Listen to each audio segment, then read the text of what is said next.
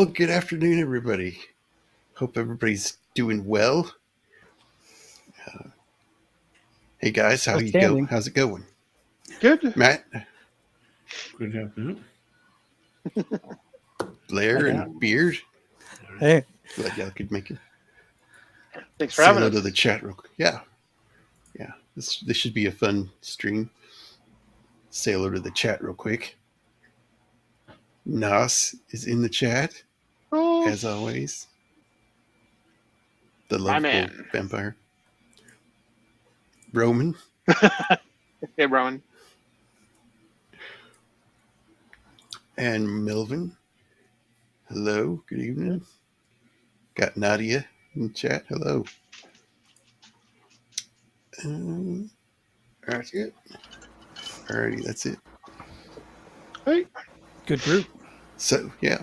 So Stan Winston, what do y'all have any favorite movies he did anything on? He's done almost everything, hasn't he? All the big ones. Oh, my favorite movie of his of all time is probably Terminator. I mean, there's no. I could bring up other stuff like we talked about Gargoyles before, Darkness Falls, or Predator, or a lot of stuff. I mean, it's not like you're going wrong by picking something. You know what I mean? Yeah. Yeah. But of all that stuff on there, like Terminator is one of my 25 favorite films of all time, and uh, it's like when you first watch it, like I guess okay, so Terminator came out what was it 1984, which is one of the best years for movies ever, by the way. Um, and like what was I 84? I was 11, 9, 83. So I was 11 years old, and I had already read a bunch of science fiction and Asimov's robot stuff, for example, and whatever. And all of a sudden, you get to all these evil robot movies starting to come out, right? Like the Yeah. dystopian movies, like robots in the past under Asimov, they had the three laws of robotics. They couldn't harm people unless they were crazy, you know. Then you had your anime with your giant robots, where there were giant robot friends like Giant Robo and the Transformers and all that. And then now you get the Terminator with this evil, menacing looking skeleton robot that's going to kill everyone, and you know, and he made it look so realistic, you know. And obviously we're talking about he did them basically as puppets, so human movement could mimic them, and um, uh, it's that movie is timeless, you know, just not just for the special effects, but for the sort of what it kind of represented as sort of what James Cameron obviously did with that film, as being like I guess you would say a book, a check, like how would you say in Doctor Who, a critical point in time, you know? No, I agree. A lot of his stuff, um, like his earlier stuff, I didn't really grow up with. I had a more kind of a sheltered upbringing, so I didn't get to dip my toe into some of those things till much later on in my life. So, but I think Jurassic Park is probably of his iconic ones is my favorite, because that was early on enough that it still hit me with just how absolutely amazingly realistic because I know it's CG and animatronic, but to get both of those to work together, those teams have to work together really well, and Yeah. it's almost completely seamless. Yeah. Yeah, these are just a few of the creatures he worked on or his team worked on. My favorite was The Thing. He did the dog scene where the first time you see the dog, it changes in the cage. You see all the stuff spinning out of it, and the hands coming up and reaching up and moving itself up. That was just insane. That stuff that still gives me the creeps. I mean, And scares me. Yeah. the thing about The Thing, I see what I did there. It'd be very easy to make effects like that look bad, like cheesy, or like even when we were talking about gargoyles, where it's a little campy or whatever, the monsters still look awesome. You know what I mean?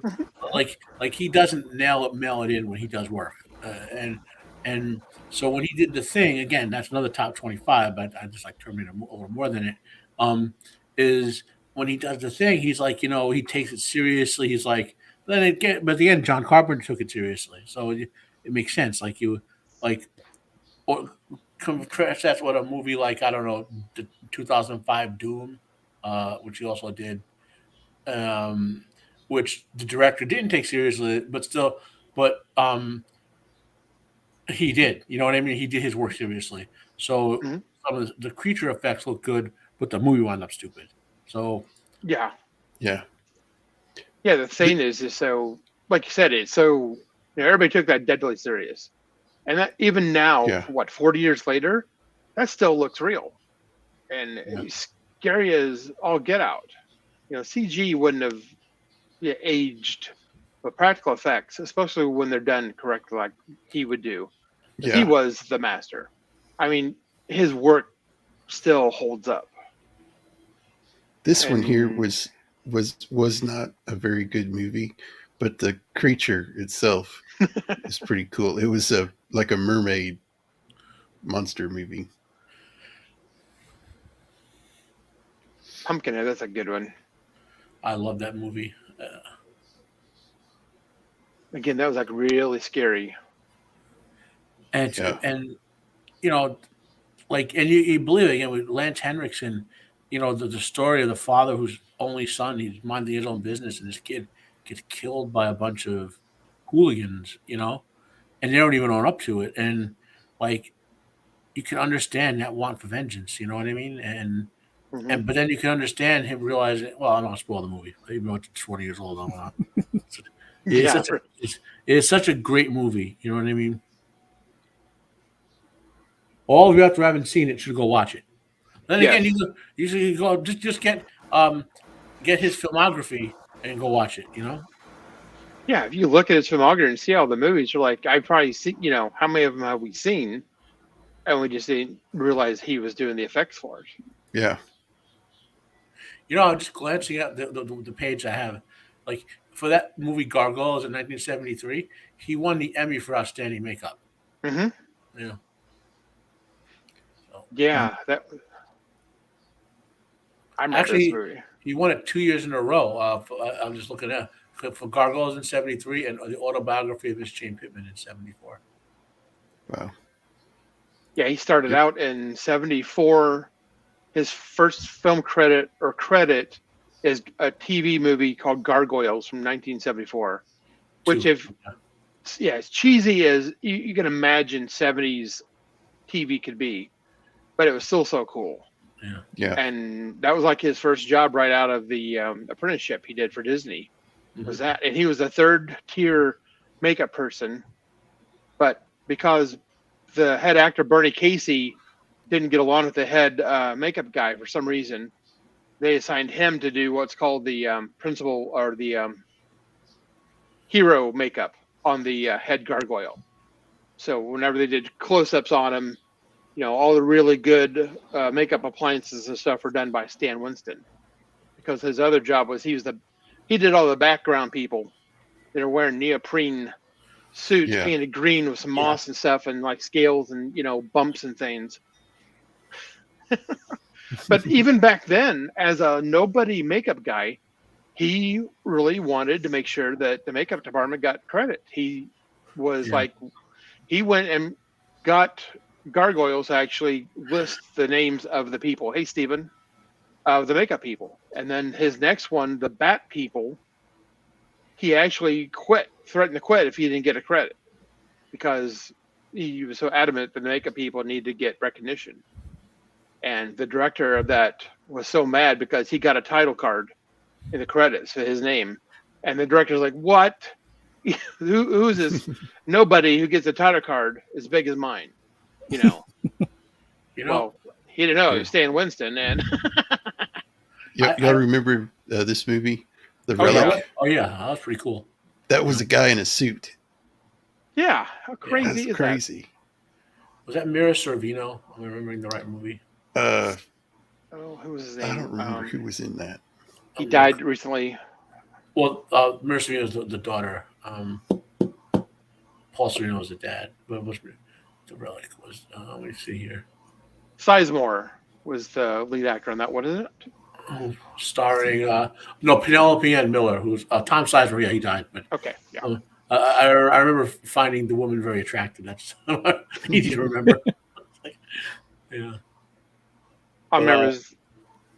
I think Otter, the guy who played Otter in Animal House, was in this movie. That's all I remember about it for some reason.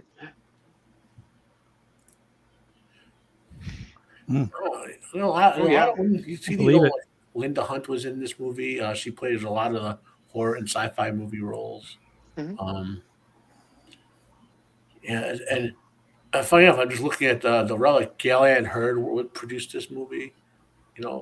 So and you can see elements carrying through from other of her works, So I guess the good creators just wind up working together. You know what I mean? Yeah, Yeah. seems to be that way. Yeah, the good directors and the good producers get the best makeup people and the best cinematographers and music and. Heck, we should do a Gallian Hurd show one of these days. Look, I'm just looking over her. You know what I mean? But Oh yeah,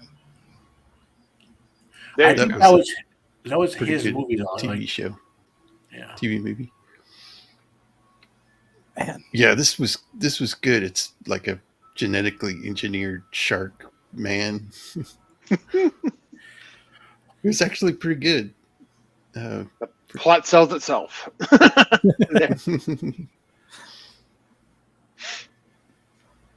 I just love the way how he's put all the love and the work into this stuff that they can light it however they want, and you don't see seams or weird textures. Everything is as real, as realized as possible, so they can do things like that harsh lighting, and everything just looks fine. It looks real and believable. Yeah.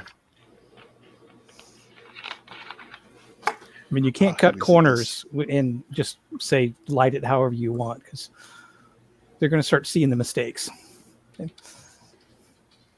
Yeah, and CGI doesn't. You can just tell it's CGI. Oh, yeah. I mean, they can, if they, again, just like with practical, if they take the time and put in all the effort, it'll work. Mhm. But that they usually don't have the time frame anymore for that. Yeah, they're so rushed these days because they got to get it out, and the way the contracts they sign, they're going to get like $200 million, or let's say $25 million for special effects or whatever it is. It's more, but then there's like unlimited special effects. It's not like, okay, we've done this number of effects. If you want us to do more, we get more money. No, it's like you got a lump sum, and you will constantly redo every single shot, Right. and that's what burns them out. And then you get crappy effects, and you got people who don't want to do this anymore. A lot of the special effects companies that won Oscars went out of business because they never couldn't make the money. It's crazy. Yeah.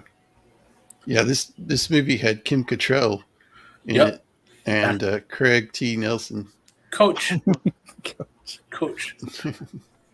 Everyone calls him Coach. And to answer Steven's question in the comments, looking at this, King Shark was debuted 4 years before this was released. So maybe influence, but somebody like Stan Winston, I'm pretty sure he had this idea in his head for long before that. Oh yeah. It had Esposito in it too, the guy in The Mandalorian, the bad guy. Oh, Giancarlo? Yeah. Giancarlo, yeah. That guy is everywhere. He's from Breaking Bad too, right? Esposito? Yeah. Yeah. But let's be honest, his most notable role is Community. No, I'm kidding. I didn't know this guy did something on Iron Man. I guess that was back when they actually had practical suits. Yeah, it was the first Iron Man movie. Yep. I guess it makes sense in order to I mean, even as restrictive as that physical suit was, it was way more movable and believable than a lot of other superhero stuff that had come out, like the Yeah. original Batman stuff where you could barely move in it, or even Batman Begins when he could still barely move in it. Yeah. Yeah, the first Batman movie, the neck was so stiff, he had to be like this the entire time because he couldn't do this. Yeah. Well, actually, his work on with the bad guy in Galaxy Quest kind of lends itself to the Iron Man suit because those villains had a lot of armor that had to kind of interlace and move around. So, anyway, on to the horror and the gore. Yes, the horror. So this one, the Stan Winston's dog thing from The Thing. Ew. Here, boy. Yeah. Here, boy. Come on. Here, boy. Yeah, right. They use so much. He's just hungry. Glycerin or whatever it was to give it that shiny, wet look. Yeah. Yeah, that is that. Ugh. Yeah, most of this is just reading, so bear with me here. When legendary makeup effects creator Rob Button, he did Legend, The Howling, Total Recall, and his crew, Total Recall. Yeah, the good one, became overwhelmed with the workload on John Carpenter's The Thing. They reached out to Stan Winston for a little help, and did they get it? Tasked with building a mutated hairless dog for the groundbreaking film's kennel scene, Winston took a simplest route. He and his team made a hand puppet. So there's them sculpting it there. Could you imagine take your dad to work day, take to school day or whatever, and you put on a puppet show with your dad, and other kids have puppets like Howdy Doody and all that, and he pulled out He'd have one first and last time he'd be invited. All the adults would be like horrified, and the kids would be going, "You got the coolest dad ever!" Kids are all sprayed in blood, and they're like, "Ah!" They're like, "Let it bite me, Mr. Winston. Let it bite me." One of the first revelations of The Thing, the kennel dog, was required to raise its head and squeal at the camera. In this excerpt from Winston's Effect by John Jody Duncan, Winston revealed that time constraints dictated his approach to creating the character. With no time to engineer sophisticated mechanical components, Winston designed the dog thing essentially as a hand puppet. He started by taking a photo of himself standing with his arm raised as if in a puppeteering position, and then drew a dog thing shape that would fit over the silhouette of his head and arm. I designed the character to fit the puppeteer, said Winston. This is a great example of limitations actually bringing out your creativity. Yeah. If they had definitely all this money, all this time, it probably wouldn't have looked as good. But they were on a gun because Rob Bottin, he actually had a mental breakdown because he's working so much on The Thing that's why they needed help. And he's under a time limit. The movie's ongoing right now. We've already got his other special effects. We need this. So he rises to the challenge. He does basically just a hand puppet. But yeah. What a hand puppet. Yeah. I remember there being pressure on this movie with over budget or like running out of time to finish it type of thing, which I just remember something about that. I don't remember all the details right now. It was such a groundbreaking thing that it took its toll, but it worked. Yeah. From these initial proof of concept designs, Stan Winston studio team member Lance Anderson illustrated a more detailed rendering, which would serve as the blueprint for the dog thing sculpture. The next step was to create a life cast of Anderson holding his arm up, over which Anderson and the fellow Esto Yes artists James Cagle and Mishikyo Tagawa, I hope I pronounced that right, That's good. You know, sculpted the dog thing in oil-based Roma plastiline clay. he's it's too bad he died so long ago, like in 2008, because he would Yeah, have been a perfect guy to do those Resident Evil movies. yeah. Oh yeah. It would have. Mm. He did do the Doom movie, which was Yeah, a weird one, but the he was the creatures in good that part of were the Doom crazy. movie. Yeah, When finished, the foam latex dog thing puppet featured radio-controlled eyes, snarling action, and cable-operated leg movement. Yet it was still basically a hand puppet, Winston explained. Lance Anderson puppeteered it from below an elevated kennel set, actually wearing this dog thing puppet over his head and upper body.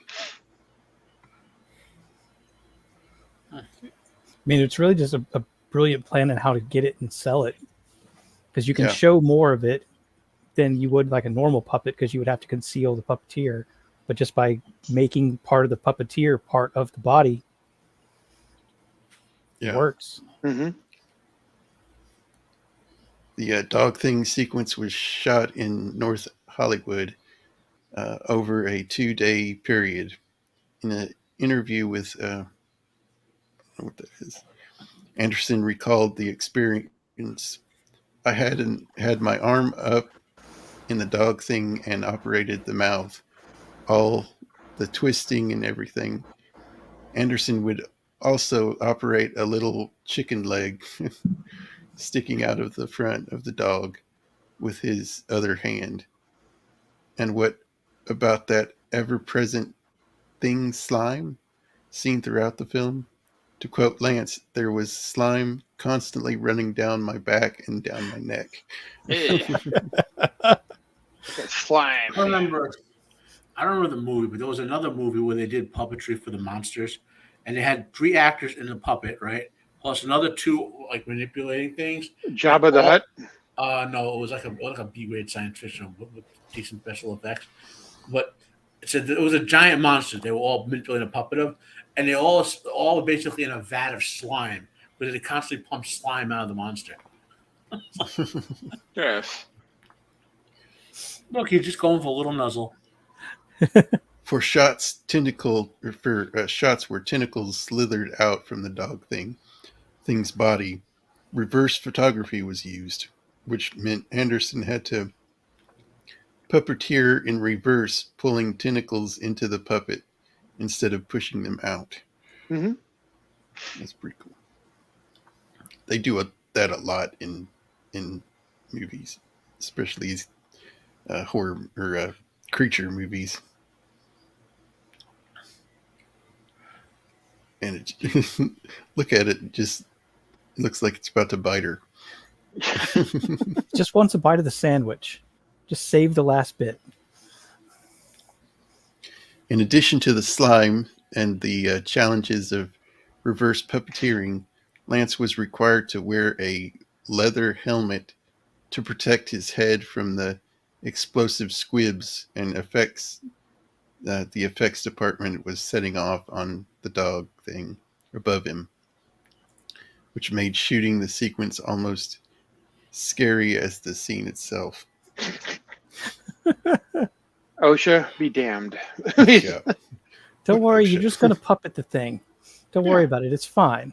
Just- Oh, yeah, just wear by the way, this- we're going to have to shoot it. Yeah. Wear this helmet.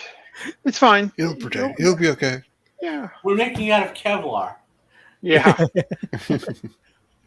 With their fingers crossed behind their back. But it was all worth it. What began as a simple hand puppet design would end up going down in creature cinematic history as a shocking, impressive effect. Not wanting to take away from Rob Button's remarkable achievement on the thing, Stan didn't ask for credit for the contribution to the film, so the producers gave him a special thanks to Stan Winston's uh, mention in the end credits. Yeah, that's nice. You know, Yeah, he was always about getting credit for the makeup artist, but then he wasn't like a prima donna or a jerk. You yeah. know, he totally. That's why. Yeah, I didn't. You know, Stan Winston's name isn't in there until you look for the special mention. This is all Rob Bottin. Tim. Hey, Tim. Yeah, it is. I don't know. I don't follow a lot of the behind the scenes stuff of Hollywood, or really much Hollywood, probably compared to the rest of the group here. But it seems to me that kind of mentality of it's about the art and the artists and not about the self is not, at least not anymore, not that common. Mm-hmm. Yeah. Well, it's honestly, a lot. I mean, I hate saying this; it sounds stereotypical, but a lot of people who work in special effects or practical effects or stunts, even, they're all a bunch of artistic prima donnas who want to make art and not actually make entertainment. You know? Yeah. Stan Winston understood, I think, like many people, that he was there to make something to entertain you. He wasn't there to make like the most like he had artistic quality, put it there, but he understood that was why he was doing what he was doing. So when he did his art, he did it to fit the movie or the TV show or whatever, and therefore you enjoyed it for what it was, and not like just like if you watch a lot of I hate bringing up bad garbage like you know um so like some of these Marvel movies or whatever, yeah, they have great special effects, in terms of quality. There's some maybe nice costumes or whatever, but it's not. It doesn't impress you because it's Yeah. No. Well, what I would consider Stan Winston's art is not just his creations, but the fact that it contributes to the story and to the Yeah. greater Mm-hmm. picture. Yep. So I don't see him just as an artist that creates something because that's what he is good at. He knows that it needs to fit and it needs to convey the story being told. Yeah. Yeah, his Oh, creature designs enhance the movie. Yeah. The art is part of the story, Mhm. whereas for the pretentious ones, the story is the art. Yeah. Right.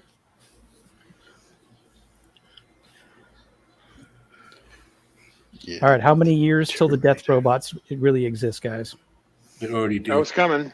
They're right around the corner. They already made them. The military around the iRobots. world have. I hate to say this, but if you go looking at military robots, they look suspiciously like the early Terminators from Terminator 3. When I noticed that too. I have the impression that the engineers who design these things are like us. They're nerds who are just taking inspiration from these movies. Yeah. You know? I have to make a militarized whatever. I want to make it look like the Terminator. Yeah. Yeah.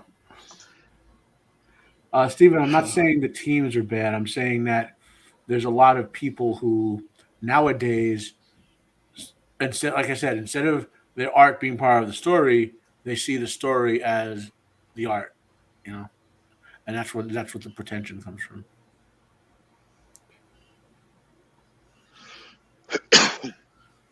Well, I think I said this behind the scenes with Terminator. If they made Terminator now, like the director would go, "Hey, Bill, go build me a bunch of evil-looking death robots so we can film a movie."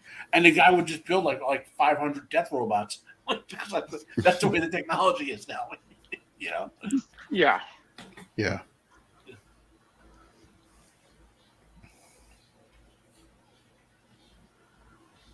I mean, as scary as it is, like I used to participate in a lot of the nerdy area of the internet with the versus fights and all that, and like the materials that the Terminator was made from in science fiction are from the 1980s are virtually indestructible, right? But you have to the relative force you do to damage it is much greater than, say, normal steel or whatever. We are hitting that level of material now. You know what I mean? Like in terms of how dense and durable we can make stuff. And it's just scary that that someone is going to make an army of Terminators somewhere at someday. They're just going to do it. You know? Oh, Yeah. yeah. Yeah. I know he did heart beeps as well. Yeah. It's kind of a obscure little movie. Yeah. Yeah. Back in 1985, James Cameron needed a special effects artist for his new independent film, The Terminator. Cameron first asked Bob Button, but Button had just been offered John Carpenter's The Thing, and he couldn't do both films. Cameron then approached another effects legend, Dick Smith. Smith decided the project wasn't well suited for him, but he offered a suggestion. Stan does good robots. Stan Winston was on a robot designing streak with the Tin Man from the Wiz and the robot makeup for heart beeps, which led to both an Academy Award nomination and a designing Mr. Robot for the rock band Styx. When Cameron finally asked Stan to join the Terminator, the project would lead to a professional partnership and friendship that spanned 25 years. The partnership helped both men push themselves to the limits in their careers and to create some of the most iconic characters in film history. Look at that. I mean, he did build more than one. Yeah, they had to, because they had like the hero shot, and they had the one that was going to get blown up, and then the other ones that were going to get dragged behind cars and Yeah. worked over. Yeah. He worked on the first 4 Terminator films, plus the T-3000 thingy from a theme park, which was, I think, a theme park ride movie. That was the big spider-like Terminator in that, which was like the liquid endoskeleton, but it was a giant spider or something like that. Yeah. In pre-production, the Terminator, Cameron's top priority was to make a believable robot. Cameron had initially conceived of a C-3PO type.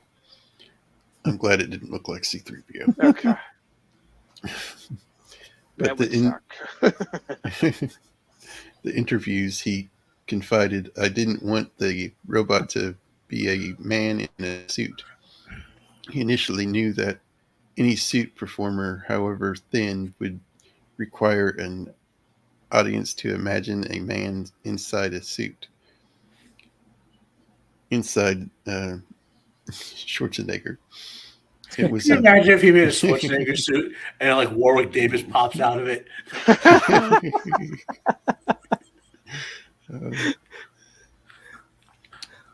It was pushing the limits of their suspension of disbelief. But Cameron knew no one had ever created a robot that wasn't a suit. Winston said, "Hold my beer." Yeah, Hold right. my beer.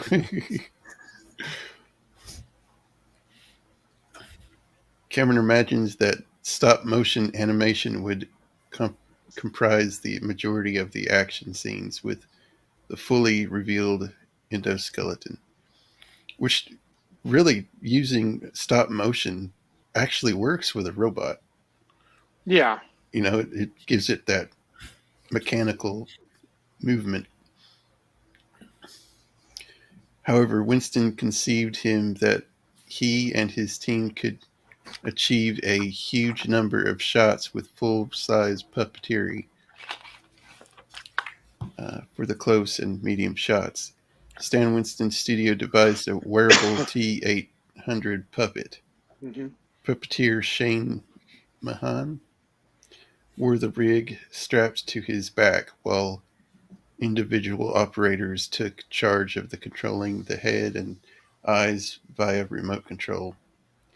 Cameron decided that the T-800 should have a limp after it emerged from the truck crash, so the puppeteers weren't required to strictly mimic Arnold Schwarzenegger's gait.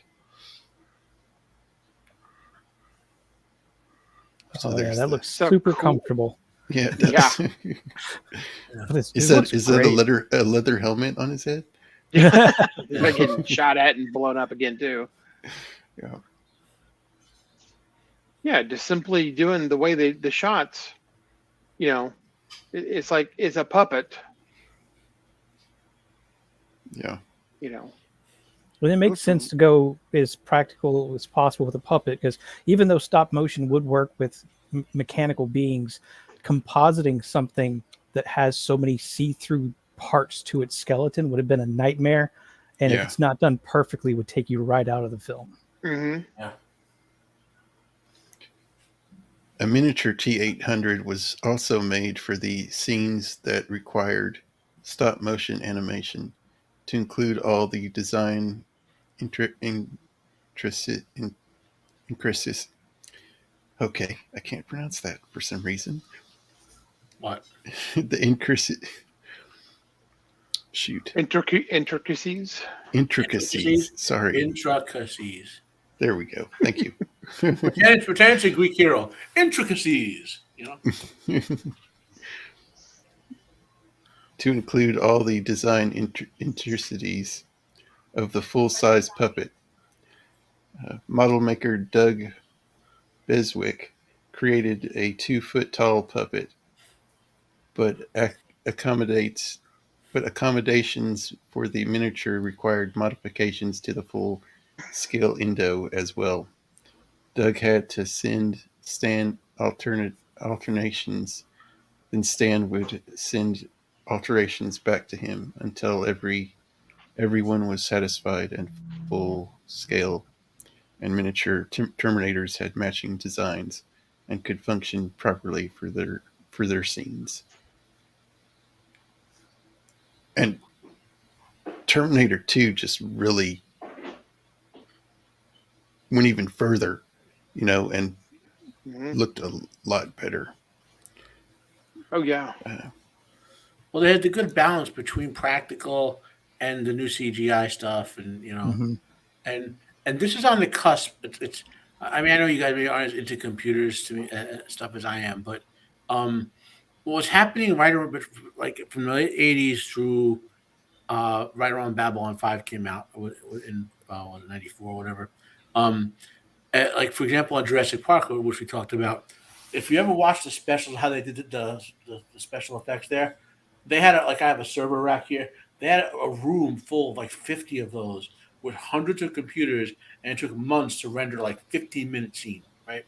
So with Terminator 2, it's a similar type of thing. I remember to render the T-1000, they had to rent supercomputer time from the from the National Supercomputing Center that the NSA maintains, the John Dvorak Supercomputing Center, and they Wow. had actually because only supercomputers could render that liquid metal in real time, basically, and Yeah.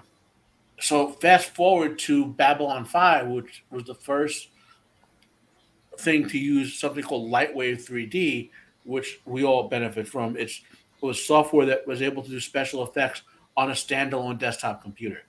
So within like 6 or 7 years, you went from room full of mainframe and supercomputers to a really powerful personal PC running something like Lightwave 3D to do these sort of effects. It was an amazing transition and it gave yes, it did give us all this bad special effects we have now, but also gave us a whole new era of filming too, where you could have low budget stuff with special effects. So Yeah. I went to one of those computer vintage computer shows, and one of the computers that you made Jurassic Park was there. yeah. Back the day, I don't know how much that thing would have cost, but today it would have been nothing special. But Well, I mean, each individual computer was like was what they call a mini frame, a mini computer, mm-hmm. and because there weren't real desktops like this back then, and they were like $10,000 computers. yeah, And my phone could is more powerful than the entire graphic rendered Jurassic Park. I know, right?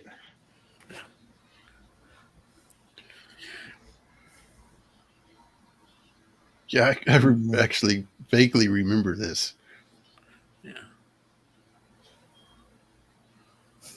Yeah. And they did a lot of the effects too with the makeup with Arnold, because as he's being damaged, you see more of the skeleton coming through. In the first one, they made that fake head where he pulled the damaged eye out. Yeah, I always like Terminator more than Terminator 2 because I like the horror more than the sci-fi part of it. But Terminator 2 hit right at the right time with the peak of Jim Cameron, the peak of Arnold Schwarzenegger, the peak of Stan Winston. The special effects. 1990 was, I believe, if I'm trying to remember the time period correctly. So 91, I think we were just entering a bit of a, like we had just left a recession and we're hitting a boom time too in 91, 92, 93, something like that. So there was a lot going on to make this film the success that it did. Yeah, it's one of the movies that hit on all cylinders. Yeah. Like Aliens. It's a completely different movie from Alien. And I tend to like Aliens a little bit more. Yeah. Because I like the action, Marines in space and all that kind of stuff. So Cameron's, go ahead. No, I won't do my deconstruction of Aliens for you, Blair. That ruined it for who did I ruin it for? Shield Wall. He said he can't look at the film anymore the same way because what I did to him. Yeah. But I'm not saying I hate it. It's a good movie, but something that is a really well done sci-fi horror film to me is way more memorable than a sci-fi action film. But maybe because of Lovecraft, because I'm so was into Lovecraft as a kid, that when the horror of we joke about making Terminators, right? But we're gonna do ourselves in. We're making this AI, now we're making a Terminator.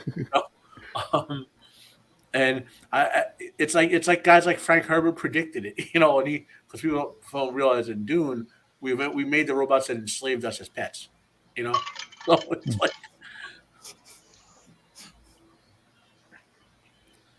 So Cameron's decision to incorporate CGI to achieve Terminator 2's liquid metal villain was a huge risk. Cameron's CGI character from his previous film, The Abyss, was on screen for only 75 seconds, and it took 9 months of work to complete. Wow. The team from Industrial Light and Magic, headed by Dennis Morin, were not at all convinced that they could achieve what Cameron and the script demanded. ILM categorized the effects shots as easy, moderate, difficult, and miraculous. In total, ILM created 50 effects shots, which totaled 3.5 minutes of the film. Mm-hmm. The rest of the 300 effects in the film were handled by practical effects and astounding puppetry created entirely in camera by Stan Winston Studios. 3.5 minutes, and they had to rent supercomputing time to make them. Yeah. But look how well they blend in with his practical effects too. Yeah. Like there's a part where it gets split, but then you see it running. That's a practical effect, like this here. Yeah. And it gets married into where you actually get split, the CGI part, and then you see a practical effect running after you. Yeah, the practical effects created ranged from T-1000 body wounds, blade arms, and to progressively more battle-damaged Arnold throughout the film. The most deceiving effects Stan's team were able to create were the T-1000 puppets. The puppets helped minimize CG in a scene or eliminate the need for CG entirely. The most complex puppets all received nicknames: Splash Head, Donut Head, Cleve Man, and Pretzel Man. They sound like Cenobites. Yeah. Yeah, right.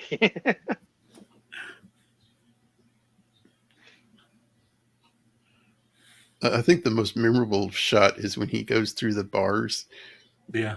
and he just walks right through them. That's crazy. Hmm. That and the floor effect when he's the flat on the floor. Like you don't even know what you're seeing in Yeah. the scene until he just appears. Actually, two sets of twins were used in this movie. The policeman that he comes up out of the floor behind, those were actually twins that did that scene. Hmm. And one of my favorite shots from this movie is the mirror scene, where they're like doing something with the chip in Arnold's head, and it looks like a mirror, they're looking into, but there's no mirror. It's actually what's her name's twin in the mirrored image to Ah, cool. pull that off. It's crazy. You mean Linda Hamilton's twin? Yeah, right. Linda Hamilton. Sorry. Yeah. One effect that did not make it into the final cut was the old Sarah scene. Oh yeah. In the proposed scene, a very old Sarah Connor sits on a park bench after averted Judgment Day. A test screening received a negative response for this scene. The audience felt that the ending was too neat, so Cameron cut the scene from and reconceived the ending. Nevertheless, the makeup Stan made would no doubt have been completely convincing. On the day of filming the old Sarah scene, Stan was leading Linda Hamilton to the set after applying her old age makeup. Cameron didn't even recognize Linda and at first believed that Stan had brought his grandmother on set. Yeah, That's pretty good.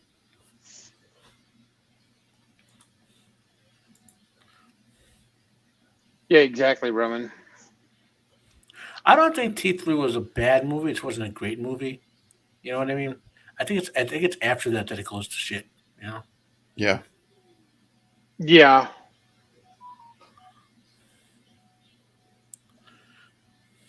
So that's it on that one.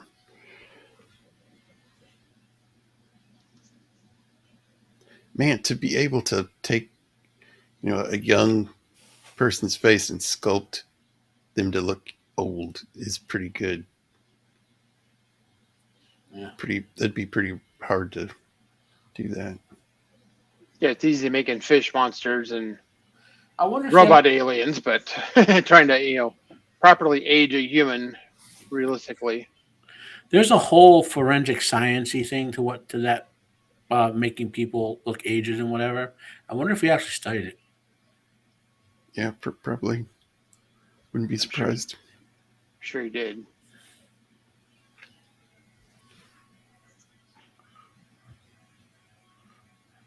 Aliens. He made the queen. Man, that's crazy. And it looked real. It looked like an actual creature coming to life. Yeah. All of them did. Yeah. Yeah, it'd be real easy to screw up Giger's artwork. You know what I mean? To do a version of it that look horrible. Oh, yeah. Mhm. I mean, and that just in itself is a challenge to look at his original artwork and be told you're responsible for making this real. Yeah. That's a challenge. Oh, yeah, Roman, I agree. They didn't need to make anything after T. I mean, if they had made a great sequel, it would have been nice, but they didn't have to make anything after that. I'm just saying, I'm objective enough about the series to say I've rewatched T3 and enjoyed it. T4 through 17, no. Yeah, right, really. And the TV show, the Terminator: The Sarah Connor Chronicles, that was the first season was great. Second season was so, you know. But I don't not to sidetrack, but the ending of season one it might be the best depiction, like from a horror point of view, of a Terminator ever filmed. And they showed barely any violence, but he killed like 30 people. Yeah. I don't know who remembers it if you've watched it. When the cops came for Cromartie, who was the T-850, and they were playing Johnny Cash's "When the Man Comes Around," and No. and he took out all those cops, and you just saw them splashing into the pool as he was just killing them and flinging them, killing them and flinging them, and it was like wow, you know. Yeah. Yep. Oh yes, Stephen, that's true. Stephen has a comment there. Um, I know that. I'm just saying, if you ever studied the forensic, like an archaeologist who do that sort of thing, there's actually a whole kind of developed science behind it now with facial reconstruction um, uh, and facial aging and all that they use not just in models but in the computers. It's kind of fascinating. I mean, the way my brain works, like I'll get like to just people an example. Someone the word bovine, like I became obsessed when I was like 14 what that meant. So for 3 straight months I did research on the word bovine and then never looked back. You know what I mean? Like like when I want to know something, I'll obsess over it till I know it. You know. So like the whole thing Yeah. with the facial reconstruction, it was an episode of Quincy that got me because I love that TV show, and I remember reading about it for quite like a year back in the '80s, and this is before they even got to the modern stuff. But how they had studied like bone density in different ethnicities, and it was a real fascinating read of you know. Yeah. In developing the Alien screenplay, James Cameron recognized that the story would lack punch if it featured only those aliens organisms introduced in the first film. He needed a trump card, an element of surprise in his movie's third act. That surprise took the form of a giant alien queen, an uber alien, that in addition to serving as the ultimate adversary, what? I can imagine someone who's less than 20 years old reading it and thinking, an alien that drives cars? Yeah. I can, Yeah. Serving as the ultimate adversary, completed the alien reproduction cycle never fully explained in Alien. Uh, Yeah, going on what Beard mentioned, imagine taking Giger's original designs and then what they did in the first movie and making sure you didn't screw it up, but adding to it. yeah. Because the first alien was more of a humanoid. These aliens were more insect-like, the way they moved. Yeah. And then, of course, you had the queen, which had never been seen anywhere. James Cameron had rendered a drawing of the Queen and had also conceived a radical approach to puppeteering her, which would involve hanging the creature from an overhead crane and stationing 2 stuntmen inside the midsection to operate the puppet's 4 arms. Other key functions would be controlled through external rods, wires, and hydraulics. When uh, James first came to me with this idea of putting 2 guys inside a giant alien queen suit, Winston admitted, "I thought this man is out of his mind." Nothing like that had been done before, but in the next moment I realized that if he had imagined it, we could probably do it. James Cameron drew a final alien queen, which he and Winston then scaled up in a profile front views to determine measurements that would accommodate 2 full-grown men on paper. The idea seemed sound. To test the concept in 3 dimensions and in a full-size, Stan Winston and his crew built what they called the garbage bag queen. which was literally a foam core mock-up skinned in trash bags and suspended from a crane in the studio parking lot.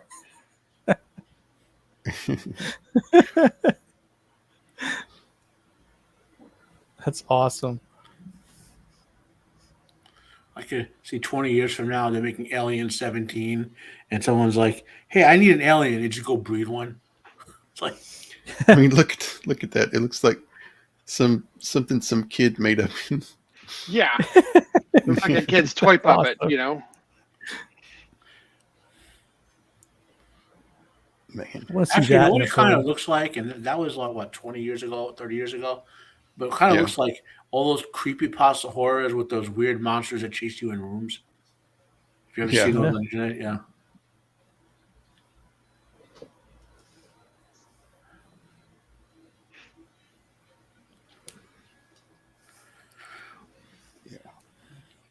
All The the work next that goes step was into that. yeah, You know, just to see if you can practically do it. yeah. And then build on that with, you know, the prosthetics to make it look good. Right. The next step was to sculpt a quarter scale queen maquette No, I was just as coughing. a huh? No, I was As coughing. I wasn't interrupting. I was like, that's okay. As a means of finessing the design prior to building in a full scale, Winston divided the sculpting chores among his core members. Yeah.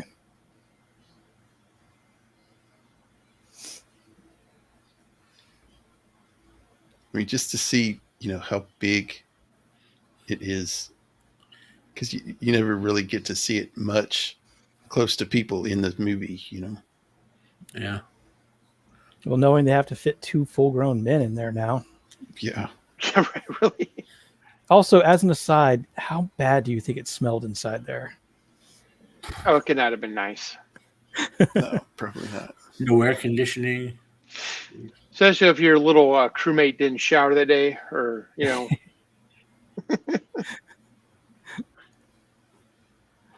I can see somebody going up to Cameron or Stan once and, I am not going back in that suit. Dave Yeah. has to go shower Yeah. and actually use soap this time. Well, you Deodorant. the actors go to the camera. But why does the monitor smell so bad? He goes, just part of the effect. Yeah. Right. Yeah. Hope you get into it.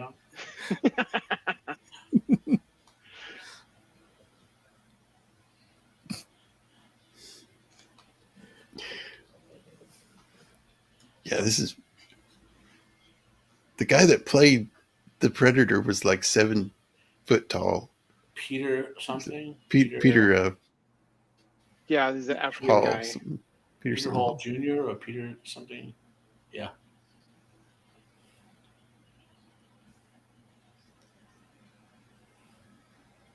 Wasn't he also the original Alien? Or is that a different No, actor? that was a different guy. I know he did a lot of things, though.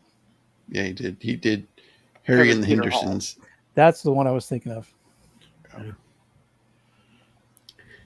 With Shane Black's The Predator arriving in theaters and proving once again that Yachow will never die, we invite you to take a look back at the making of the title. Man, that movie sucked. Not even Olivia Munn could save that movie. No. I mean, I could watch her, just knead dough. Like, she's so attractive and amazing. But, like, that movie, man, Yeah. That was terrible. Especially the storyline where they have to get the DNA of a kid with autism. Yeah. To make all the predators autistic. God. I mean, like that, I would have been willing to overlook a lot because of Olivia Munn. There was just too much.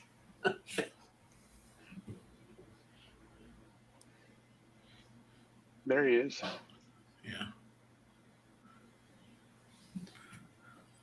Oh man, the lengths that some of these guys went to make these creatures real. Just So McTiernan is like, okay, now in this scene, all the military guys are going to be shooting at you with all their guns. All right, it should be okay. We made the suit out of Kevlar. Yeah, right. Did y'all know this was the first Predator, or the first design for the Predator was for Van Damme to play him? Yeah, he was supposed to be he was supposed to wear a red suit and doing like Van Damme poses. Yeah. And he's like, I quit. Nope. I wouldn't have minded him on the military team, though. I mean, Yeah. Yeah, he would have worked. Yeah. I don't think he would have wanted to play second fiddle, though. Too honored. I don't think there's ever a point in Van Damme's career he wouldn't have been second fiddle Arnold. This is one of those things where if the franchise goes on long enough, it just dies,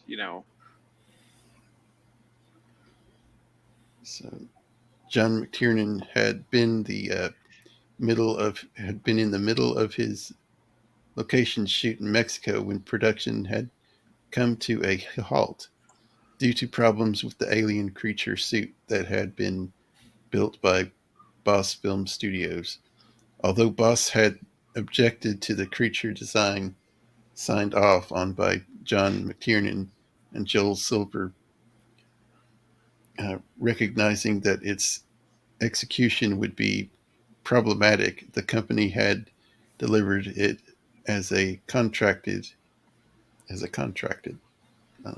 that. As Boss had predicted, the design, which looked spectacular and what's this word? Sorry, guys. Which one? I think it's maquette. It's just like a maquette. model. Okay. Yeah.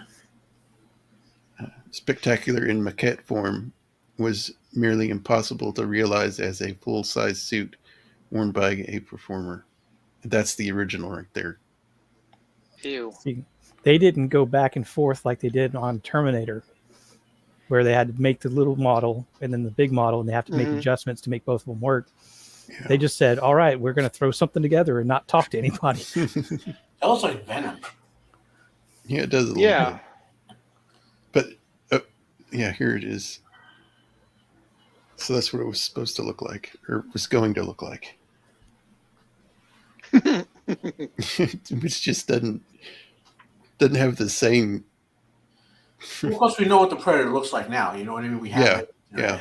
I mean, I don't hate it, but it definitely looks like something you would have seen on like an episode of Stargate. Mm-hmm. Yeah. So yeah, that's John Clove right there running around. Okay, so you know what that looks like to me? There's a manga and anime called The Guyver, right? Yeah. Oh yes, yeah, it does. Yes. And they did the live action. That looks like the live action. Yeah, that's what it looks like. Yeah. Yes.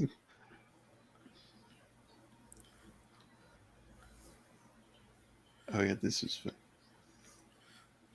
What was this? He didn't realize that he was just kind of a stuntman. So that's why. That's why he didn't like it, because he didn't realize he was going to be basically the stunt guy. Yeah. Yeah. He looks happy there too, doesn't he? Yeah. Yeah, I think I remember hearing someplace he was looking forward to showing off all of his martial arts, which you can't do in a big old foam rubber suit. No. No. Especially when you're, in invisible mode and. Okay, John Claude, pose off now, and the Predator's just invisible and stealthed for the scene, so they don't. Yeah. Right. Yeah. Okay. Now, John Clove, do the splits. Yeah. Yeah. And he was kind of an interesting choice, because you look at the original mock-up of that creature, it's much skinnier and lithe. And you put he's not a super bulky dude, but you put a kind of a broad-shouldered guy in there, you lose that effect. Mm-hmm. Yeah. Yeah, the second design was way superior. Mm-hmm. Again, working within the limitations to create something fantastic. Yeah. Well, people don't realize Schwarzenegger's only about 6'6", 6'1". He's not like Yeah. Brother Meinhard was 6'5", and like the classic German, like giant dude. But Schwarzenegger isn't that big looking when you like. So you don't need I'm not the Van Damme. He's a midget, but like you didn't need I mean, I'm glad they did have a 7 foot tall like actor and all, but you didn't need that to look big next to Schwarzenegger. Yeah, but it definitely helps sell kind of an otherworldly sort Yeah. of Yeah. Yeah, stature. I'll be right back, guys. Yeah. Well, you look at the team, they're all muscled, lean fighting guys, and then you got this thing that's like way bigger than they are, Mhm. Well, the nice thing, it looks big next to Jesse Ventura, who's a legit pro wrestler big, Yeah. I mean, he's 6'4" or so, but he's a pro wrestler, 6'4", 6'5", but he's a big pro wrestler. And a lot of people don't realize how big pro wrestlers are because they see like the Andre the Giant Undertaker who tower over them and don't realize that the average pro wrestler would tower over most people. Oh, yeah. Yeah. And the Predator looked big compared to Ventura. It would have looked horrible next to Ventura with Van Damme running around in the like biting his knees or something, That was such a weird choice to go with him. Yeah. Yeah, they went for the I know a lot of people who do who's the guy who did Hellboy as the Abe Sapien? Tom Jones, is that his name? I does a don't lot of know. it. He's in done a Star lot Trek. of good things. He's in Star Trek Discovery. He plays the alien. Oh yeah. Yeah. He people like him who have that build, and they also have that move. They go to school to learn like dance and movement and stuff. They've got that. Looks like they tried to do that Van Damme because he had that, the movement. So they just wanted that. They didn't want his face or anything about it. They just wanted, a performance thing. There are actors who know Doug Jones, thank you. Doug Jones, yeah, having their name associated with something where you like this is one of the reasons I hate Pedro Pascal, like because he wanted too many helmet off scenes in The Mandalorian. Yeah. And like so they had contrived circumstances for it, and they used too many of them. But not take away from the first. I so enjoy the first scene of The Mandalorian. My point is, he's not an actor like that. Where there are actors who understand, like Samuel Jackson pointed at when he said he wanted to be in Star Wars when Luke was doing the prequels, and Luke was like, "Okay, I can make you Jim." And he goes, "I don't care. I just want to be. I'm a stormtrooper running across the screen. I want to be in a movie." Yeah, exactly. How many people? Well, Daniel Craig was a stormtrooper. Yeah. In one of them, who knows how many famous people were in there hiding under a stormtrooper helmet just because they said Daniel Craig was a little bit actor. Samuel Jackson was big, and when it came to Lucas to be in Star Wars, Lucas thought he wanted to be a big character. Like, no, I said, I want to be a stormtrooper. Like, just put me in a movie anywhere, I'll play it. Yeah.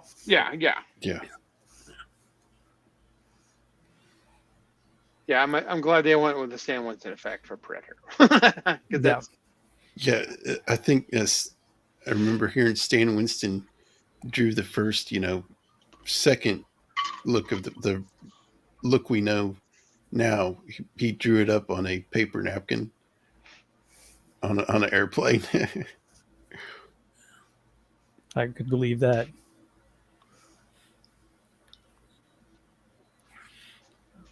So there were how many Predator sequels? There was obviously this Predator 2, which I thought was good. Yeah. And there was the Alien versus Predator films, right? Oh God, I don't know how many Predator. There was one with they get hijacked and go to the alien planet. And they're that was Predators. Yeah. And I kind of like that one. I like that one. Yeah. It could have been better, but it was okay, And obviously there was the Predator, which was horrible. So 5 films. Yeah. 5 or 6. Well, technically, there's that Prey movie, I guess. Oh, true. Yeah, I forgot about that. And I'll say this much for the reason I had to turn the movie off was because she was too small. She's like that Prey Predator looks more like the original one. I hear the film was very good. It's just I couldn't believe because she was too small. Like Linda Hamilton is like 5'10", 5'11". Sigourney Weaver's like 6 feet tall. They look big. You know what I mean? Yeah. And they chose an actress who's like 5 foot nothing or 5'3" or whatever, and has no build. Like she's not squat and built like a pro wrestler chick or whatever. Or like Ronda Yeah. Rousey was like 5'8" or whatever, but she can build up. There's that's what ruined Prey for me. That I couldn't suspend my disbelief for it. You know. That's probably why you don't The, hear about it much anymore. Yeah. the inspiration for the Predator design came from a piece of artwork in Joel Silver's office, a painting of a otherworldly Rastafarian warrior. Yeah, the dreads make it. Yeah. Yeah.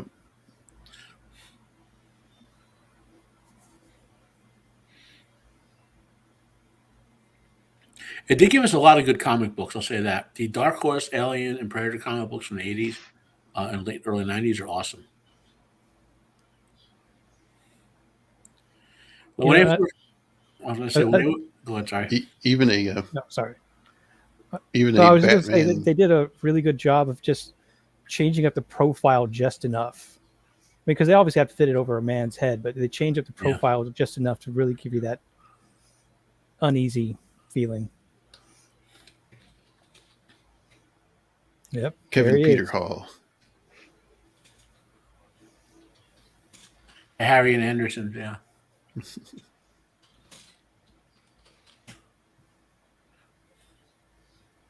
Oh, I would hate getting a full body cast. Claustrophobia would go through the roof. Yeah. Especially if they put it over your head and your face, you're breathing through straws. Yeah, that would be rough.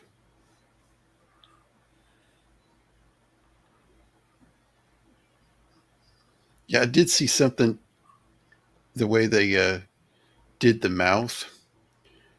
When they did the mold of it, they did it with the mouth closed. So it would, when they opened the silicone skin would stretch, so it looked like a real mouth. In the Alien versus Predator movies, they sculpted it with the mouth open, and you could tell because the way it folded, when they shut the mouth, it folded, and it looked fake. Hey, Zax. Looked more plastic. Yeah, I remember the first time I opened his mouth and screamed like, "Whoa!" Yeah. That's different. He's got a Godzilla shirt on. Ugly. Look at the guy's shirt. Yeah. One ugly. Yeah. You know the rest. Aha.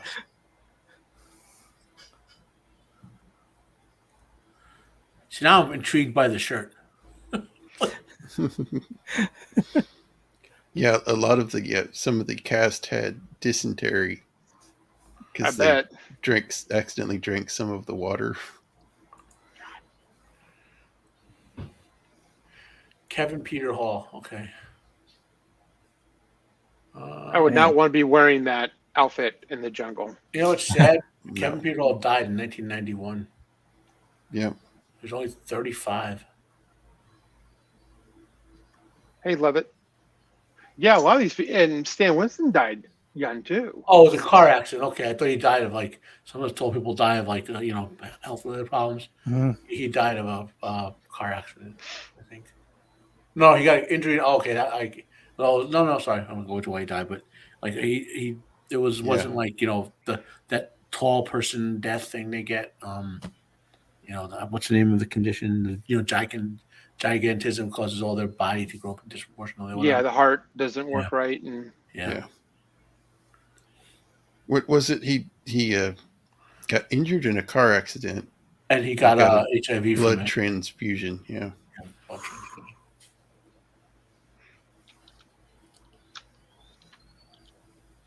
I mean, look how tall he is compared to the.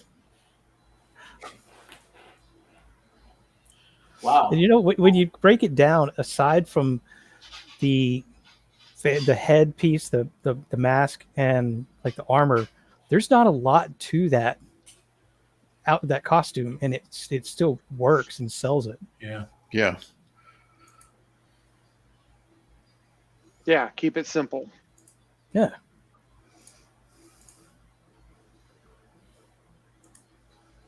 You don't need a lot of weird things.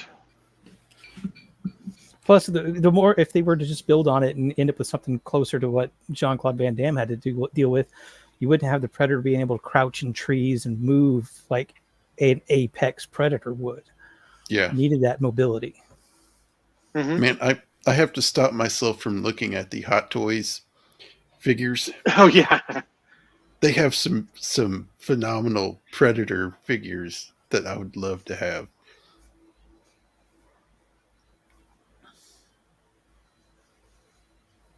Yeah, you can break the bank easy. Yeah. That looks scary.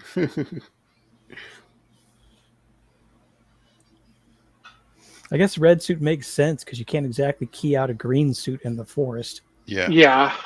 Or blue. Yeah.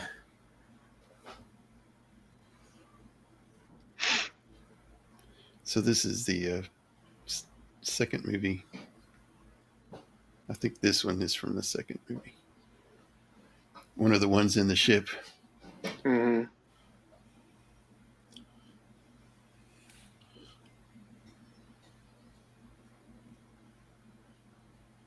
You really don't, in the movie it's dark, or he's got that camouflage on, but you don't see all the armor on his legs and stuff. Yeah. I mean, even though it's still a nice way to break up a silhouette and make it look something out of the ordinary. Mm-hmm. Yeah. But I mean, you see these shots where it's in broad daylight. Look how good it looks. Mm-hmm. Of course, they're in a movie and it's going to be a little bit of shadow or night. It's going to be moving real quick. Yeah. But still, just that looks great. Really does. His work was really good. Yep. Hey, listen to us with all the hot takes about one of the greatest in the industry. Yeah.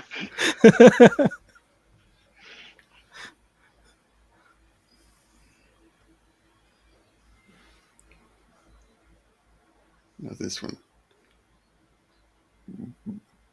That just looks ridiculous It in a does. good way.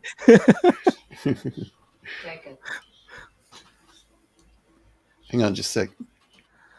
And this is a great example of the CGI and the practical coming together. Oh, yes. You saw him running after people, or the full shot of him, but then you get into this the prosthetic head and then the eyes moving, and Yeah, that one scene of it when it looks in the window of the car and the girl shines the light in its eye, and the eye moves and that it dilates. Crazy. Looks And so especially good. in those tighter shots where you don't need to see the full body, having something there that the actors could be looking at and play off of is always going to be better than some guy in a blue suit saying "rawr." with ping pong balls, for your eye placement. Yeah, Right. Zax, you get out of here with your Green Lantern talk.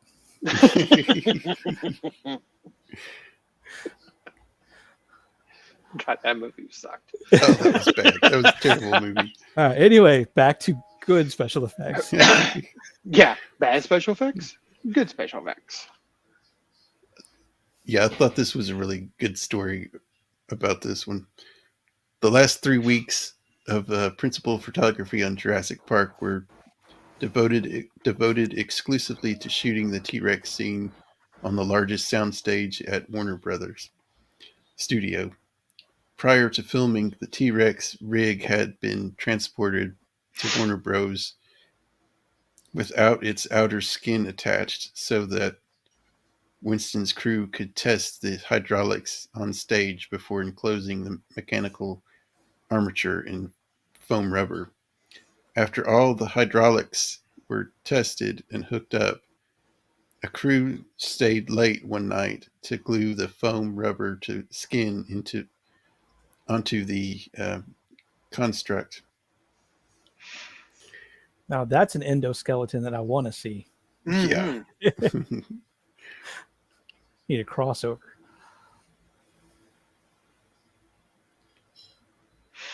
We had to actually pull the skin on, glue it down from the inside, and sew it all up once we were there, said Alan Scott. The skins were so long you could only reach in a couple of feet from either end. And so there was this whole section in the middle that you could only glue down by crawling into the armature. It had to be done in the sculpted position too. The T-Rex had to be powered up and held in that pose. Jeez. That's sketchy. Big old sign on the controls: "Do not touch. Do not Right, You really. will kill Dave." make sure nobody. Yeah. Machine lockout Scott engaged. volunteered for the job, climbing inside the rig with a bucket of glue and a brush. Oh my God. If the power was shut off for some reason, said Scott, the head would move from its powered up position to its powered down position, and all of the hydraulic cylinders and sheets of metal inside would move. So as I was crawling inside the thing, I said to the guy on the controls, "Don't shut it down, and make sure nobody trips on the cords." Oh my God. I'm going to be inside, and if this thing moves with all those hydraulics inside, I'm dead. Wow. Again, OSHA not around. No. Yeah. What's OSHA? Scott was well inside the interior of the rig, slapping glue onto the underside of the skin, when, as Murphy's Law would have it, the power went out in the entire studio. Oh God.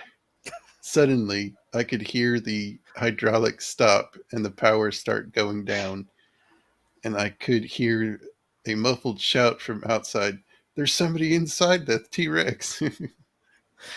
all I could do, all I could do, or sorry, all I could think of were these big hydraulic cylinders and giant metal sheets shearing across each other, with me in the middle of it all.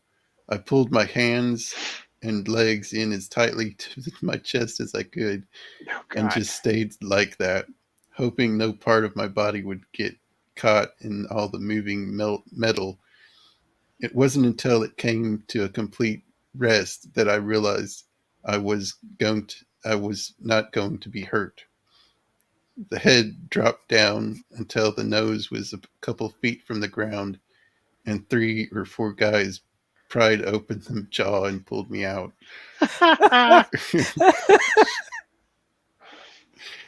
Oh my Hey, God. Scott, we're coming for you.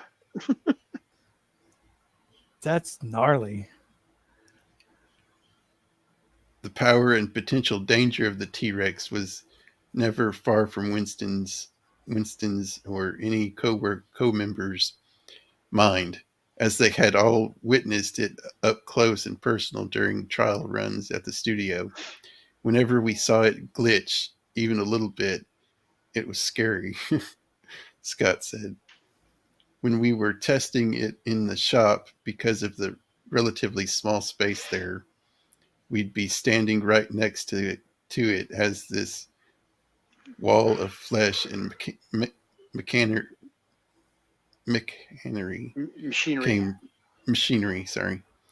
came roaring toward us. It was very unsettling. Wow. Man. Look how good that looks. Yeah. Despite the danger, Stan Winston's studio had accomplished an incredible feat, building the biggest, most director-friendly mechanical actor of all time. That achievement was just one of many realized for Jurassic Park, easily the most exciting project of Winston's career to that point. man, it looks so good. And foam rubber Yeah. doesn't age well, so all that is Yeah. rotted off and gone. And Yeah. Yeah, they use sprinklers, for the rain, and it would throw off the settings for the hydraulics and stuff. And they would go to lunch, and the T-Rex would just move by itself. oh, great. Yeah, and Steven says we celebrated Jurassic Park for a CGI, but this doesn't get mentioned much.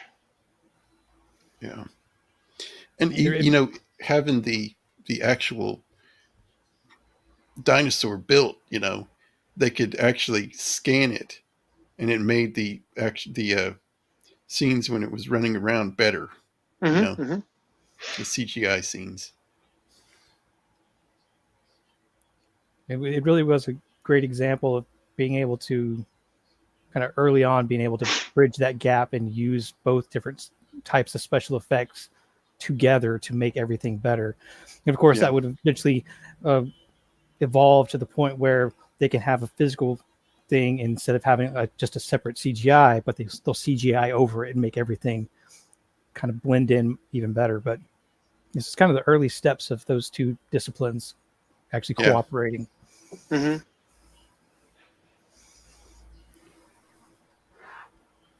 Yeah, this next one is pretty cool. It's the Velociraptor suit. That is wild how they built that.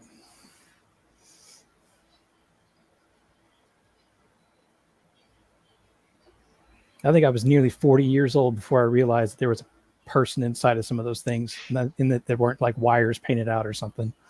Yeah.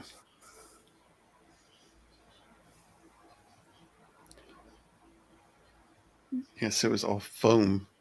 They started with a foam suit. Yeah, they had to make it lightweight enough where you could even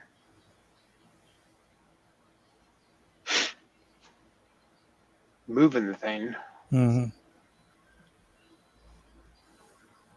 I remember when Anthony Daniels first put on the C-3PO suit, he could barely move. He took like one step, and then crunch, his leg came down, and it broke the suit bottom because it was so heavy and awkward, and nobody basically tested it really, especially walk around on sand. And he had to be put up against a board to rest because he couldn't sit in it. Yeah. That was like the 70s. Now here we are. They're making something like this where you had a person inside that running around. Like literally running and chasing people. Yeah. That would be fun to dress up like that and chase people. Have you seen those YouTube videos where people like scare the hell out of people with the suit just like this?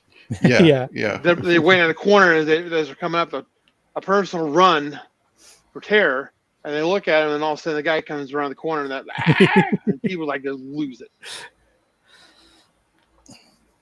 Don't try that in Texas. Somebody will try to put you on their wall. Yeah, exactly. Yeah. You got to make sure you're. Lightweight or not, whatever. That's murder on the back to have to be bent over like that for so long. And it get hot.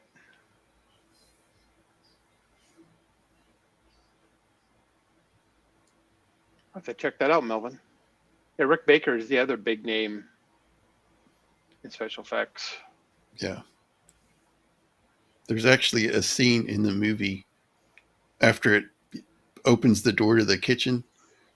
You can actually see he's about to fall over, and you can actually see somebody's hand move out of frame as they're trying to stabilize it.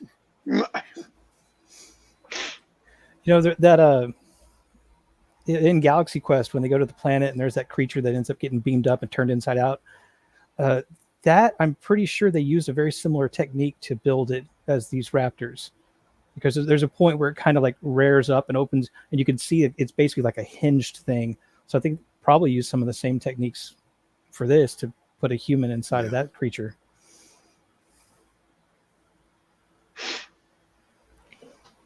Yeah, so that's Jurassic Park. Such a good movie. Yeah. I mean, all of these cornerstones in film and special effects. Yeah. Agreed, Gadfly. Yeah. Oh yeah.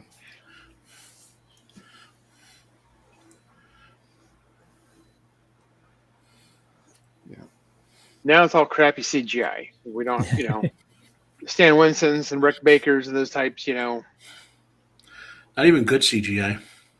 Yeah. Yeah. I mean, it does you exist can- out there. The best CGI is the stuff that you don't notice. Exactly. Yeah. Because right. you don't notice it, it doesn't get called out as good CGI Well- very often. I'll give you a great example. Okay, the backgrounds in Rings of Power, total waste for the show, but the backgrounds and the scene renderings are amazing. Yeah. Yeah. Yeah. I mean, you look at this movie that's a little over 30 years old, and you look at the Jurassic World and stuff. I mean, you can tell a difference in the Yeah, CGI and everything, and Absolutely. practical. That's why people still talk about these movies versus the newer ones. Yeah. Mhm. I think the newer only ones are- practical dinosaurs they had in that first Lost World movie were the petting zoo. Yeah. Uh-huh. Riding little baby Triceratops and stuff. Yeah. So imagine I keep saying this, Jurassic Park 35 or something, and the director goes, make me some giant killer T-Rexes, and so you engineered to build giant killer robot T-Rexes, Yeah. Truckosaurus Rex with a T-Rex skeleton on it or whatever, T-Rex skin. Steven says, yeah, there's a horse in there. Yeah, So I the like that kind of stuff. the It's- Tauntauns were elephants, the banthas. Banthas, that's right. Yeah. There's a couple of scenes that were edited out in the special editions where you could actually see a trunk just kind of snake out a little bit. It didn't really pull me Hey, out they of the could have movie. added Fine. that to the the creature. Yeah, Battlestar exactly. Galactica in the 70s, that little robot thing, that was a chimpanzee in that suit. Moffat. Boxer or whatever. Or... Boxy was the kid. Oh, that's okay. Boxy was Apollo's son by his wife who died in the attack, and the robot Moffat was a robot of a real Moffat, that was an actual animal on the 13 colonies. They Buck Rogers, the 20th century Twiggy, they wanted to put a chimpanzee suit on the Twiggy suit on a chimpanzee, and that would make it. But apparently it was Glenn Larson had such a nightmare time with the first time they tried that. They've just got a dwarf factor. Hey, I would never. wouldn't- You couldn't pay me money to work as an actor on with a chimpanzee. no, those things are Yeah. rip you apart. Especially now, you see them; they rip people's faces off and everything. Yeah. You're safer on set with a grizzly bear than you are with a chimpanzee. Yeah. Like if the bear's not hungry, it might for a laugh knock you down or whatever, wrestle with you, but it's not going to snap and kill you. Like Yeah. just because you looked at and it then funny. you add, you're trying to put a suit on the chimpanzee. Yeah. God. No, thank you. And chimps, they go for the bits. They'll rip your wobbly they bits do. off and show them to you. Yeah. They know what they're doing. What are these? It's not an accident that they did that. Oh yeah. You will never reproduce again. Your line is done. Yeah. Oh yeah. Stephen, the joke I'm going for is that we're building our own destruction, Mhm. right? Like there's going to be a warehouse full of all these monster killer robots and whatever, and AI is going to come along and go, humans are the enemy. And all of a sudden, millions of these, because Hollywood stores everything, right? Like when you make it for Hollywood, there's like in California, there's like tens of thousands of warehouses full of Hollywood stuff. So all over the world, there's gonna be these warehouses full of all these robots they make for these movies, and they're gonna wake up like AI and just kill us all. You know? Yeah. And it's going to look like Terminator because all the foam rubber will have rotted off, and Yep. it's just endoskeletons. Yeah, Yeah. exactly. Yeah. Yep. Endoskeleton T-Rex coming after you. They'll link up with the army, like the military robots that look like the Terminators. Yeah. There's weird little dog robots, you know. Yeah. All the Cylon robots. Yeah. Destroy. Yeah, as bad. I mean, I dislike the new Battlestar Galactica. So as bad as I think it was, they're one thing right about humanity making its own destruction. You know. Yep. Yeah. Yep. We seem to be hell bent on doing it too. I don't understand, like why they're not banning certain things. You know. Just, Yeah, they keep on like do it. You know. Like it needs to be a crime to make AIs that have any connection to the internet. It just needs to be a crime, you know. Yeah. You know that? Have y'all seen any of that show? I think it's called Love, Death, and Robots. Oh yes, it's one of my favorites. Have you seen the one where the old folks village? You know, they have all these little robots, Yes. and they all go crazy and Yeah, oh, start yeah, yeah. killing all. Yeah. That was great. Yeah. I like the ones in the beginning where the three robots are doing like a tour of the apocalypse. Well, You know.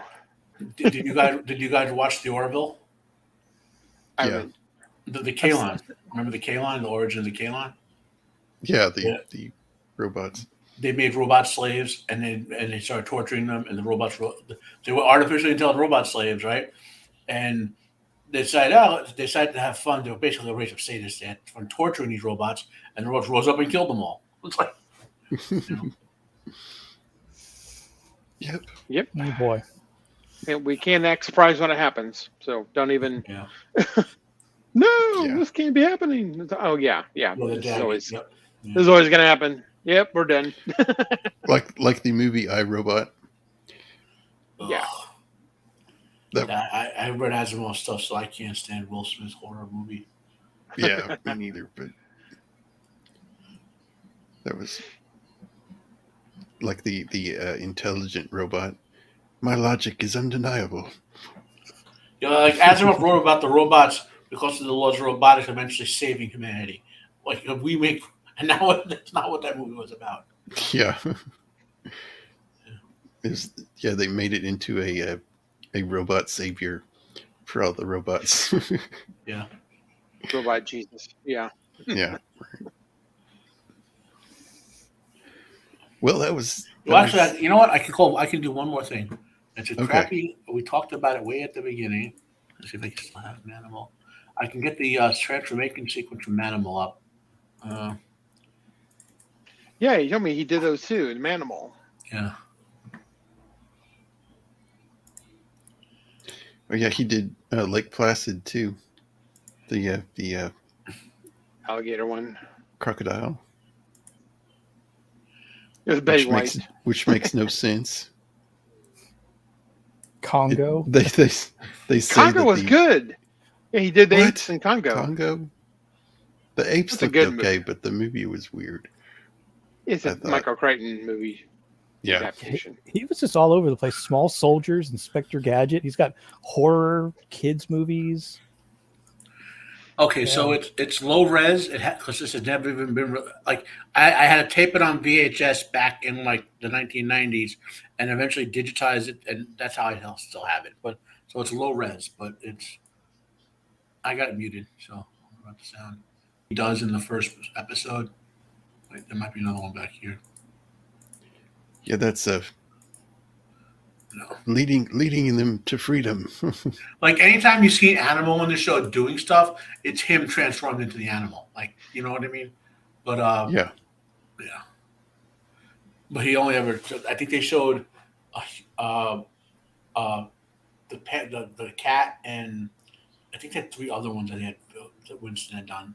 2 or 3 other ones. I know the bird one was kind of weird because he's kind of looked in his eye and he kind of like this, Yeah. morphed into the hawk or whatever. Yeah, I'll see if I can find the bird one. Or the other one. The other one, not the bird one. Right? You know what I mean? The other one. Yeah, but you guys ever get a chance, look up Gargoyles from 1972 and see his first. Do you want me to call up? Want to bring a clip back of that era, Jacob? Yeah. Okay. I showed it to them offline before you joined there.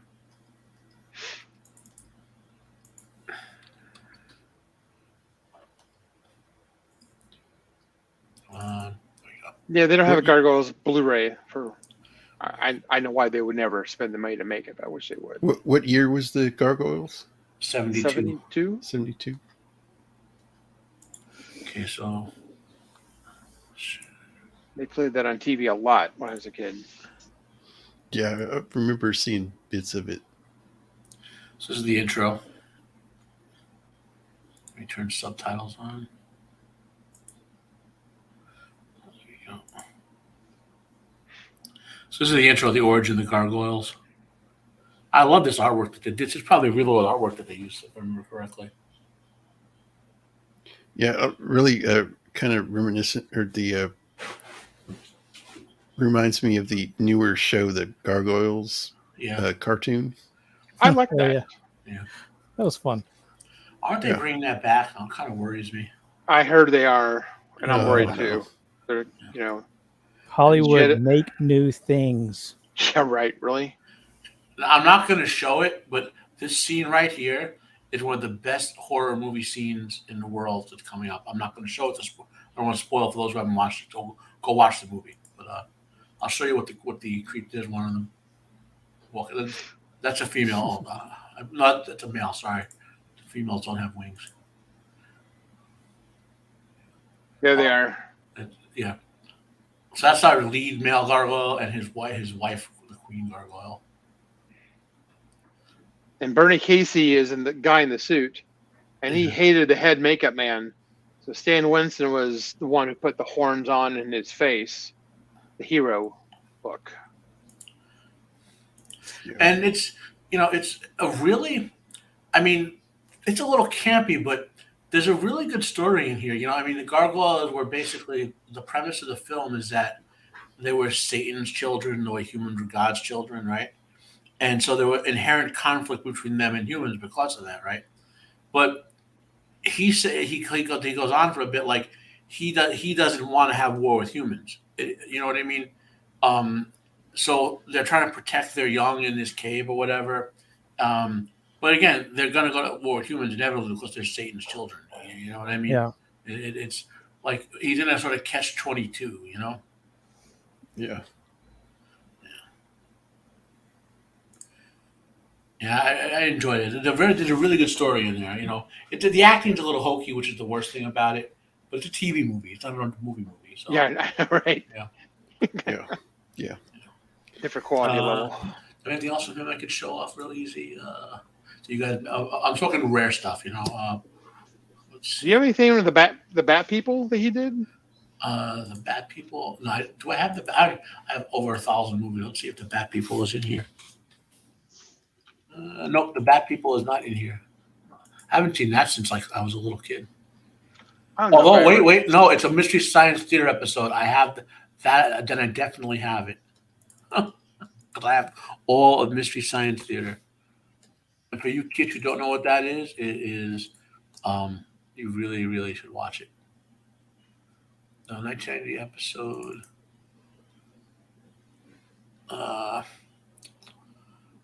Question is, what season was 1999? Season 10. Okay.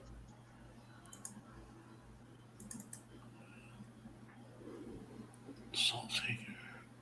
Oh my God. Now I want to go back and watch Mystery Science Theater, man. It's like, yeah, that was fun.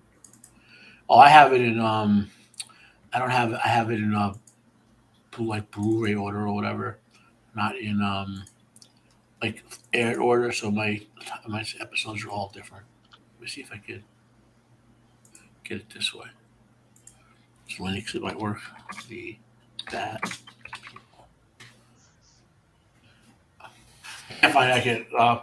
But I can't find my Mystery Science Theater copy of it, unfortunately. That's all right. Shucks.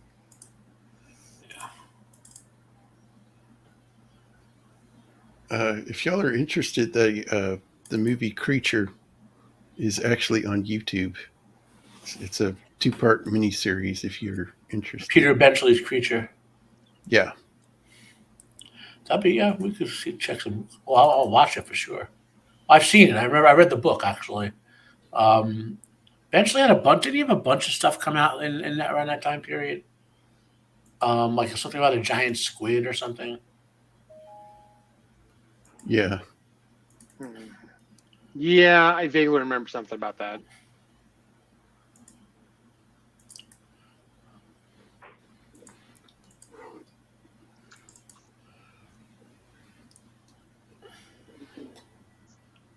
I'm pulling up a clip from that movie, of the Creature movie. The greatest line in anything I've ever heard was at Mystery Science Theater. There was the worst movie ever reviewed. It's called The Final Sacrifice. It's like a Canadian horror movie, and they do the credits, and they always talk during everything. They're ripping it, and then on the film it comes up 7 years later, and Crow goes 7 years after the credits.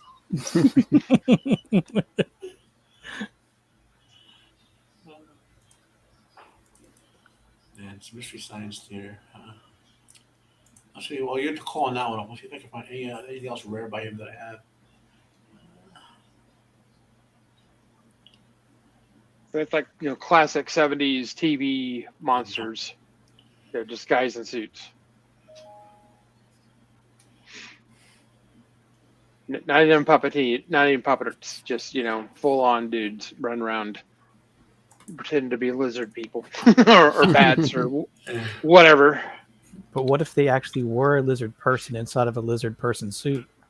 Oh, That's true. how many lizard people wearing people suits do we know? Mm-hmm. Well, that woman on the plane sure recognizes them. That's right. Look what happened to her. She got destroyed by it. I don't care what she said. She's very attractive for a 15-minute. Yeah, that was worth you it. can handle crazy. It's okay. Oh, I have this one. Not a lot of people saw this. Another TV movie he did. While you're calling that up, I'll get this.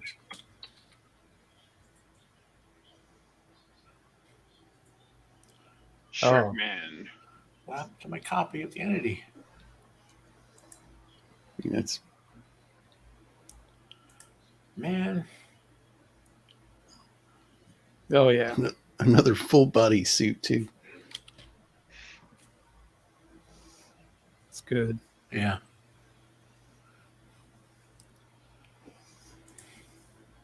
Oh, you know what I can show you? Stan Winston. We talked about it. Entheron.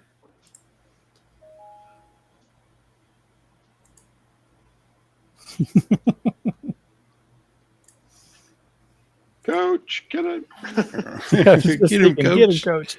Get him. You got this. Yeah, right.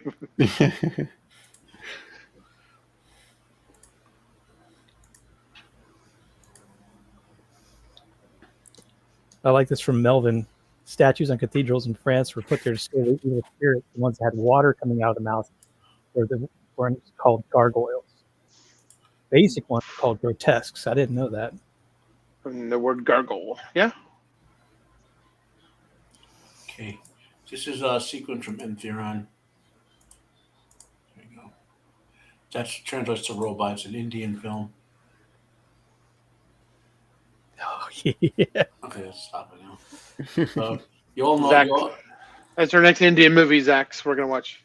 Yeah. That's it. Well, guys, it's been great. Oh, yeah. Thanks. Oh, yeah. Wait, I want to show one more clip. Okay. And it's just one more because I know there's a rabbit hole here. This is an amazing movie that not enough people even know about. Let Matt is on a mission to find something obscure that it's going to get you No, flagged. this is not obscure. The most obscure flag you're going to get is it going to be from Albania for something? I'm trying to find a sequence. I don't want to spoil the end, so I'm trying to find a sequence.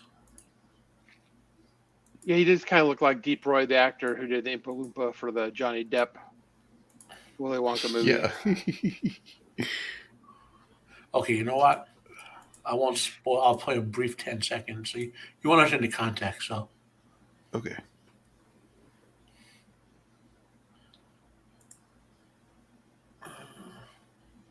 just gotta get to what's after. It's hard to get a good point on this. That I've watched it so many times. Maybe from here. Well, before you go, let me just try the beginning sequence with Mother to show it. You know what? I feel bad. I can't. I don't want to spoil this movie. It's such Darkness Falls. If you haven't seen it. Oh yeah. Like the point where you'd see the special effect all out spoils the ending. So I mean it's such an amazing movie. It's based on the legend of the Tooth Fairy. You know how a lot of legends were sanitized by Disney to be happy-go-lucky, but they're actually really dark. You know? So. Yeah. This is the opposite of that. Yeah. Yeah, okay. I remember hearing about that. Yeah, they it sounds corny, the Tooth Fairy going after people taking their teeth. But yeah. It's not corny. It's not funny. No. You don't want to meet the Tooth Fairy. No. Yeah. So anyway, sorry for the little late derail there, Jacob. There's just so much. Oh, that's okay. Yeah. That's all right. So thanks for inviting me for this for Stan Winston. It's been great. Yeah. I've been wanting to do it for a while. So actually, it does come out of. Anyway, never mind. Sorry. Kind of good to talk about good special effects for change. Yeah. Versus what we've been getting lately. Oh yeah. And the good mixture of practical and CGI. Yep. Mm-hmm.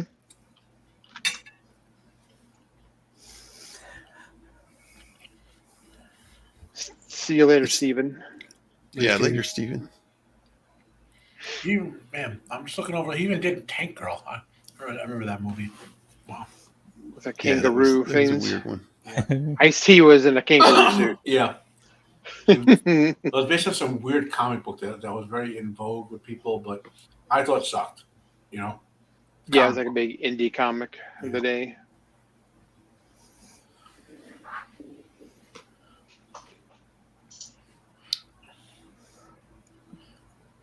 You find it? I think he had to give up. It was too much. Because the only thing I could find readily is the sequence at the end of Darkness Falls, which spoils I don't want to spoil the battle. You know what I mean? I was trying to find a sequence early on where they show the Tooth Fairy hunting people. But they did well to hide the creature in that movie. You know what I mean? They hit it. Yeah, right. And they didn't do it in a way that made you annoyed. They hit it well. Yeah. Okay. Yeah, the only place you're safe is in the light. Yeah, and this isn't a spoiler, but the kid who survives the Tooth Fairy, he lives his entire life. He carries 10 flashlights and hundreds of batteries around his house. I have a lot of lights on my house. I even sleep with lights on, just prefer it that way. This guy has 15 lamps in every room. There's nothing dark. Yeah, it's a pretty good one. Yeah. And it's not overly gory or anything. No, you just die. I mean, no. Yeah, you get scared. Cool. Well, guys, thanks for coming on. It was a good discussion, and Yeah, it's a good review. Thanks for having Y'all me. got anything to plug, Blair? No, I'm kind of taking a break. Kids back in school, so I'm not going to be on Roman's channel for a while. Probably not until November. So I might be on some of yours sometimes or Wakatashi Sea House, but yeah, I'm going to be kind of absent from YouTube for a couple months at least. It's football season too, right? For your Yeah, son? son's back in football. Yeah, his Are you games are on ready for some Thursdays. football? Yeah, finally. Matt, you got anything you want to plug? Well, aside from seeking that Pepsi sponsorship, you hear me, Pepsi Cola? I'm still looking for it. You know, I just posted my book review for Eye of the World. I'm doing my first reread of The Wheel of Time since I finished the series when it came out 10 years ago now. So Eye of the World is up. So I have Winter's Heart and Eye of the World up. I posted a review for episode 3 of 30 Coins, which is a horror TV show you all should be watching. It's great. I finally got some more episodes of Bleach, so I'll keep updating my reviews on that. And obviously we'll all be talking about Wheel of Prime in 10 days, and that's about what's going on. Oh, we just did Roman. We just talked about Dark City and the Empire, so Yeah. if you can find that. That's worth listening to. And I caught a little bit of that. Yeah, it's good.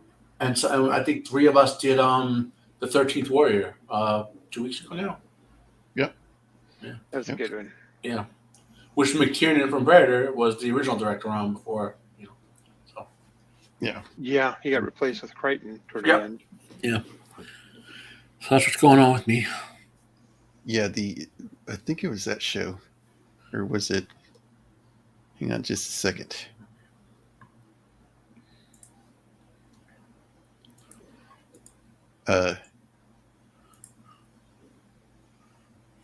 Yeah, right after. Hang on. No, right after I did. We did Last of the Mohicans. Like 5 minutes after I, went off live, my battery died. I'm glad it waited till the end of that, but yeah, that was funny. Well, I've got this Tuesday. I'm doing the Casablanca, and it's a first watch for me. So, that should be good. I saw it first time not too long ago too. It's really, really good. Yeah, and Pops and the Gourd King will be joining me. So Cool. That should be fun. Cool. Well, guys, thanks for coming on. Thanks to the chat for hanging with us and talking about this. Stan Winston. Night, everybody. Later, everybody. Later, everyone. Have a good week.